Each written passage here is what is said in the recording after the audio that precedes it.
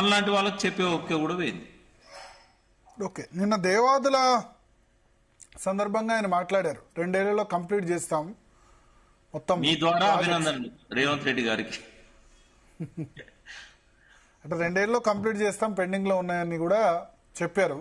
దేవాదుల చేయాల్సి వస్తుంది, ఎందుకంటే డ్రాట్ వచ్చిందంటే చాలా ప్రాబ్లం అయితే. హైదరాబాద్ కూడా మంచినీళ్ళు ఉండవు కాబట్టి డ్రాట్ రాదని అనుకుంటున్నాను నేను.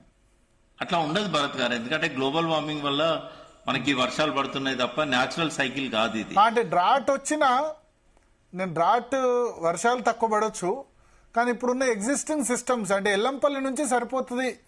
సరే, మేడిగడ్డ చేయకుండా ఎల్లంపల్లి నుంచి వాటర్ కడెం నుంచి ఎట్లా వస్తున్నాయి కదా, ఎల్లంపల్లిలో సగటు 300 టీఎంసీలు పోతుంది లాస్ట్ 7 సంవత్సరాలుగా. ఇక్కడ ఎల్లంపల్లి బ్యాక్ వాటర్ లో మా ఊరు ఉంటుంది.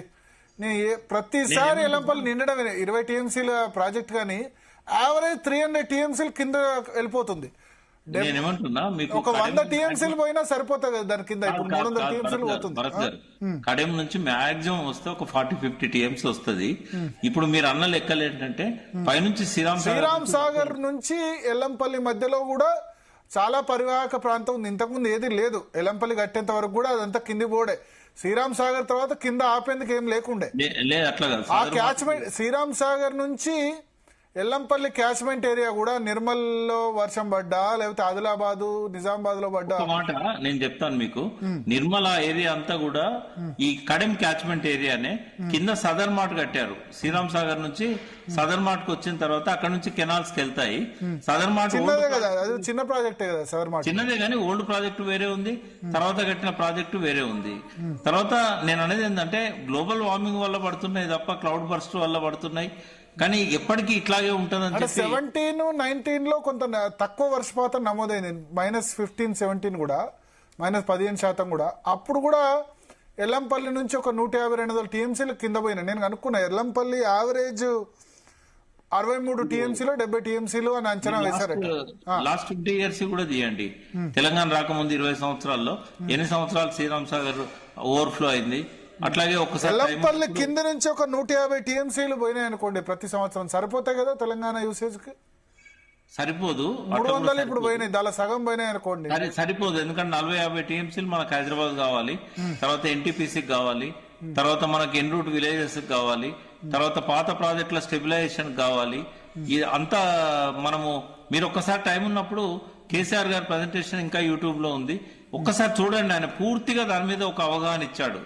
అది అందులో ఏంటంటే మాకు ఇట్లా నీళ్లు వచ్చినాక కాళేశ్వరం ఎందుకు అవసరము, రాజశేఖర రెడ్డి గారు 9 ఎందుకు కట్టాలనుకునేవాడు, ప్రాణహిత చేవెళ్ళ అనే ఆలోచన ఎందుకు వచ్చేది. అయితే అందరు పొరపాటు. అంటే అప్పుడు ఎల్లంపల్లి కూడా లేదు కదా, ఎల్లంపల్లి కూడా లేదు. శ్రీరామ్ సాగర్ దగ్గర ఉన్న ప్రతి నీటి బొట్టు కిందికి పోవడం తప్ప ఏం లేదు అక్కడ వరకు కూడా. ఆ తర్వాత ప్రాజెక్టే లేదు. ఎల్లంపల్లి గేట్స్ పెట్టలేదు, టిఆర్ఎస్ వచ్చినాక గేట్స్ పెట్టింది 2014 తర్వాత. 16 పెట్టారు గేట్స్. అందరు పొరపాటు పడేది ఏంటంటే ఇప్పుడు 152 దగ్గర 9 రిజర్వాయర్ నిర్మాణం అయితే ఈ ఎల్లంపల్లి ఎత్తు కూడా 148 ఆ రేంజ్ లో ఉంటది. కాబట్టి గ్రావిటీతో అక్కడ నుంచి నీళ్లు తీసుకురావచ్చు అనేది చాలా సార్లు మన రేవంత్ రెడ్డి గారు కానీ ఉత్తమ్ కుమార్ రెడ్డి కానీ ఇంకా కొంతమంది కానీ చెప్తుంటారు. బట్ సింగరేణి అడ్డుపడకపోతే నిజంగానే గ్రావిటీతో నీళ్లు వచ్చేది. కానీ సింగరేణి కోల్ మైన్స్ ఉండడం వల్ల అది సాధ్యం కాలేదు. అందుకే అక్కడ మనం లిఫ్ట్ చేసుకోవాల్సిన పరిస్థితి 148 నుంచి మనకు వస్తున్నది. అట్లా 2 లిఫ్ట్లు 3 లిఫ్ట్లు అవసరం అవుతున్నాయి ఇక్కడికి వచ్చేసరికి. ఇదంతా కొంచెం ఈ రాజకీయ రోజులో కొట్టుకుపోయింది. సరే, ఏదేమైనా కూడా ఇవాళ అది నిజంగానే 2 ఇయర్స్ లో ఆయన కంప్లీట్ చేయగలిగితే సంతోషమే. కనీసం కేసీఆర్ గారి పేరు ప్రఖ్యాతులను నిలబెట్టిన వాడు అవుతాడు. ప్రజలకు కూడా అర్థమవుతుంది రేవంత్ రెడ్డి ఇన్నాళ్ళు చెప్పింది అబద్ధము, కాళేశ్వరమే మనకు దిక్కు అనేది.